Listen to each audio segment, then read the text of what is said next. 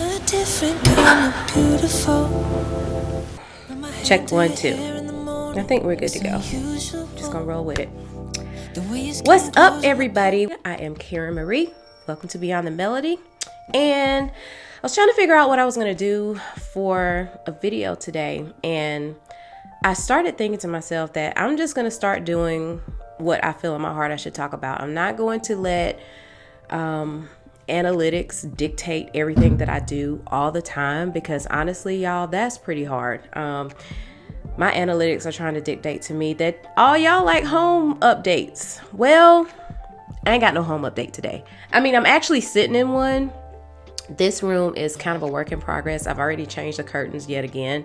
And I'm getting ready to get another piece to put under this mirror over here, and I'll show you guys that in a little bit. I want to make one. I'm feeling very creative, so I want to make something, but you know, it takes time to do all that stuff, and I don't have that kind of new content for you guys every week. But this week it's been really on my heart and on my mind to kind of talk about how young is too young to get married. It's wedding season coming up. Y'all are picking out your wedding songs, you're picking out your bridesmaids and your groomsmen and all that kind of stuff. But some of you haven't made it to that point yet. You're just kind of thinking about getting married. Maybe you have a question in the back of your mind as to whether or not you're doing this too soon, too early, too young. If that's you, and if this is something that you're interested in, please stick around. Go ahead, subscribe, and like the video so that you don't miss anything that we're discussing along these lines: home improvement, music, everything. I'm talking about it all, okay? So I think I'm a little bit qualified to talk about how young is too young to get married, since I got married when I was 19 years old. And my husband and I will be celebrating our 29th wedding anniversary this year. Woohoo! Got married in 1994, and it has been, to say the least, a journey that I can honestly say I wouldn't take anything for. How did I know that I was ready to get married at 19? When my husband and I met, we met in January of 1993. His family and my family both had gospel groups, and we were singing on the same concert that night. And from the time that I first saw my husband, I was kind of aggravated. I really didn't want to be there, first of all, that night. My mom will tell you I was a bumblebee, I was a diva. I didn't want to go. It was cold. I just wanted to be home. It was a Sunday. I had already been to church that day. I did not want to go that night. But y'all, if my parents were the type of parents that let me tell them what to do, then I wouldn't know my husband right now. That night, I got my butt dressed and I went to this concert. We got there and we were coming on before they came on, because, you know, they were the hot group, okay? They were the closers, and we were kind of close to the front. It's just me, my dad, my brother, and we were getting ready to sing. It was our time to come up. They called up the Williams family, so we came up, and I was sitting at my keyboard, and the daggone thing wouldn't work. I mean, it's not that it wouldn't work. It's just that as my dad was setting it up, and y'all, it was a lot of people there too. It was a lot of people. When my dad was setting it up, he had put the sustain pedal into the volume input. So every time I would mash my sustain pedal to play, the volume would go down or would go in and out. It was just doing all kinds of crazy stuff. So we had started, I'm like, what's wrong with this thing? What's wrong with it? And so we were having problems, and I was mad. I was already ill. And my husband was standing off to the side, and he was over there just tall, slim, dark, handsome. And he was like, y'all need some help? You know, and I was at that point, I was kind of aggravated. I was like, no, why you ask us if we need help? You see us over here struggling, and you ask, do we need help? So anyway, long story short, we got that figured out, and our family sung and kind of swept him off his feet, because he didn't expect all of that coming from me. So he was kind of taken aback. And then we stuck around, and y'all, usually when I finish singing, if it's a lot of program or a lot of concert left, I go home. But this particular night, he had kind of caught my attention. So I was like, okay, let me just kind of stick around and see, what they were going to do. Now, my husband is a bass player, and his family came up, him, his dad, and his brothers. And me and my brother, we were sitting on the side of the stage. And we were sitting on the side that my husband was on. Y'all, this guy, he kind of like, he blew me away. Because not only was he like just a bad bass player, like he was like the best like bass player I had ever heard. He was a great singer as well. I knew what part he was singing, like I knew all of it. So long story short, after they finished singing, because they were the closers, they finished singing, and I was kind of hanging around like, like where is he, like, so he came, but I was standing in the auditorium, and I kind of leaned my head over down the hallway to like where like all the classrooms were, because this was a school. So I kind of leaned my head and looked out the hallway, and he came, y'all. He was running down that hallway. He had his bass in one hand, and he barely had like his shirt buttoned up. He was kind of running down the hallway. So I was like, oh, okay, he's scooting out here. So I was kind of waiting to the side or whatever, and I saw him come up down the long part of the aisle.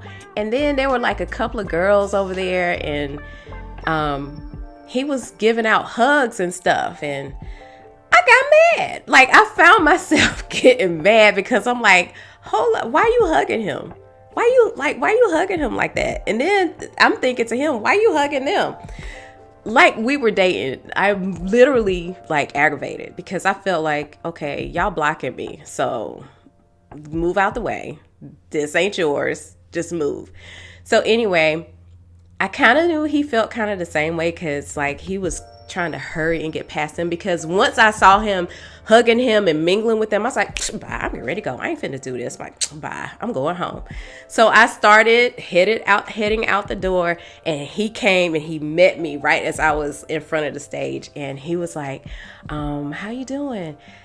And I was like, oh, I'm good. How are you? And he's like, I really, really enjoyed your family. He's like, I want to get your phone number, get some information so I can get you guys on some programs that we have coming up in Laurinburg or whatever. And I was like, okay, yeah, no problem. So I gave him my phone number on the premise that he was going to be getting in contact with us for gigs or whatever. And I'm not even the one, I don't book the gigs. My mom did all that stuff. So I let him get my number. And that night when I got home, the phone rang probably about, 9:30, 10 o'clock. And my mom says, Sissy. She says, oh, that's my nickname. She said, Sissy. She said, Ronald's on the phone for you. And I was like, ah! So I ran to the phone, and the rest is kind of history. We talked for a few minutes, and but I don't know, we clicked, we talked, and we talked about the program that night, and we talked about the songs we did or whatever. It really wasn't a very long conversation. We didn't talk long. We only spoke maybe like 15-20 minutes, and I think it probably took him maybe like a week to call me back. And then I went to another concert that they had in another city. We weren't on that one. I just went to see them do their thing. And y'all, I was just smitten. Like, we were smitten with each other. We just hit it off. Like, and it really wasn't about the physical. And that's what I want to get into with y'all today. So like, if you're young, or whatever your age is. And the thing about me and my husband is that we had been around the bend a little bit, y'all. I mean, had been around the bend, back again. We had been in relationships. We had done this, we had done that. Like, this is why it's like knowing who the one is for you. Is there one? Time will dictate that. Like, time and circumstances and whatever situation you're in will dictate whether one is the actual one. I guess I'm his person. I'm his person, and he's my person. And that's why when you meet somebody, it can't be all about the physical. You can be physically compatible with somebody in terms of chemistry and all that stuff, and not be compatible in any other ways. And further down the road, you'll figure that out and you'll start to have problems in your marriage. So how do you know? Again, at 19, how do you know? So we went through all our stuff, and our son came, and my dad, he went to my dad and asked my dad if he could marry me or whatever. Even though we had a child together, he was still respectful and went to my father and asked, and my dad was like, I don't even to this day, they won't tell me the conversation that they had, which, okay, whatever.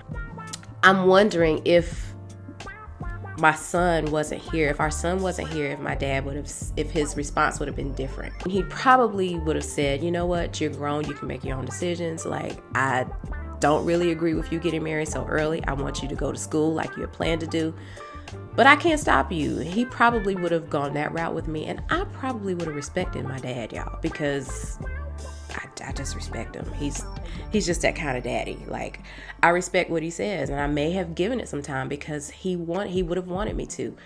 But we had a child, so we knew that we loved each other from the beginning. Do I believe that there's such a thing as love at first sight? I do. I really do. Like, I just believe that because of the way things happened with me and my husband. It wasn't a lust thing. It wasn't, it was everything. I mean, we were just completely compatible in every way. We had the music thing, like that is what really brought us together. And then we had like all the other things that we loved to do together. And we just had to be together. We just had to be together. Like, whenever you wake up in the morning and you're thinking about somebody, whenever you go throughout your day, you're thinking about somebody. Whenever you go to sleep at night, that person is the last person on your mind when you go to sleep. Then you guys, there's a pretty good chance that this might be who you want to be with. Now, I didn't go to God and say, God, is this my husband? Is this the person I'm supposed to marry? I think Miles Monroe said this one time, and I may not be quoting him correctly 100%, but he said something to the effect that God is not going to tell you who to marry because he would be infringing on that one thing that he gave you that start with a W. That's called a will. So, you're going to make this choice, and you don't know. Only time will tell if this is the right decision. Time, you guys. Time. You're not going to know that going in. We didn't know going in that we were going to make it to year 30. This past January made the 30th anniversary of the day we met. And this July, we'll be married 29 years. So only time can tell if you feel like you love a person enough, and you feel like you're mature enough, and you feel like you've had enough life experiences. Because here's another thing that I will go ahead and insert here. I didn't go off to college. I didn't, meet people outside of high school. And I really didn't gel with people in high school, y'all. I just didn't. I was just one of those kinds of people, I just didn't gel with people in high school. I didn't want to go to the colleges that everybody else was going to because I'm like, that's just going to feel like high school all over again. So, that was a lot of the reasons that, I was slow and decided where I wanted to go to school, because I wanted to go where I didn't see a lot of people that I went to high school with. But I didn't get that experience. I didn't get to go off to college and go away from home and live on my own. I jumped straight out of high school and straight into a marriage. So you have to decide whether that is going to be okay with you. Now, my husband did have those experiences. He went away to school. He lived on his own. He had his own apartment, and he got to have experiences, and he did a lot of things that I didn't get to do. And it's all about what you're willing to sacrifice. Is this love strong enough? Is it big enough? Is it bold enough? Is it good enough?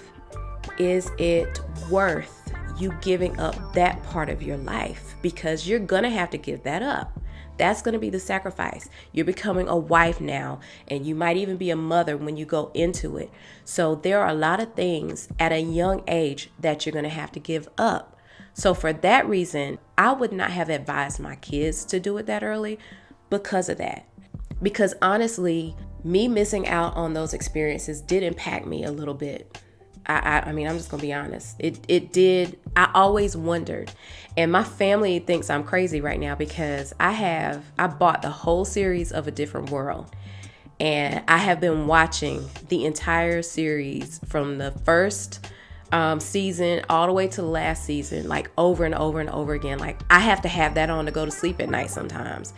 And my family thinks I'm crazy, but I think that psychologically that's because I didn't have that experience of going to college and meeting people and, you know, doing things. And I probably would have been, I don't know, would I have been a Delta or an AKA? I'd probably been a Delta. Yeah, I'd probably been a Delta. I didn't get to do all of that, y'all. So I enjoy watching it. I enjoy seeing it. I enjoy, you know, that's the thing about A Different World. A Different World is an experience for the person that's watching it. And I think that that's why I look at it all the time. It's because I didn't get to have that experience. So you just have to decide what you're willing to sacrifice. Like, are you willing to give up that whole young teenage side of you to jump into adulthood forever? It's forever. That's my take on it. I don't have a bunch of steps for you. You just have to know. And you haven't built up any savings at this point. So guess what? You're going to have to go to work, and you're going to have to work together with the person that you said you love so much that you're just ready to spend the rest of your life with. These are the things you're going to have to do. We were able to, all of our challenges, and we've had a lot of challenges, y'all. That's a whole other video, is how you work through challenges being married. But we had a lot of them, like lots of them. But because I think I know it's our love that has stood the test of time. I love the guy, and he loves me. And so for me, getting married at 19 was a good decision. It was a good decision, and I don't regret it. So again, you have to decide, you have to know. It's all on you. So thank you for stopping by today. Don't forget to subscribe to the channel, hit the like button and the notification bell so that you can see every time I upload videos like this. Thank you so much, and I'll see you next time.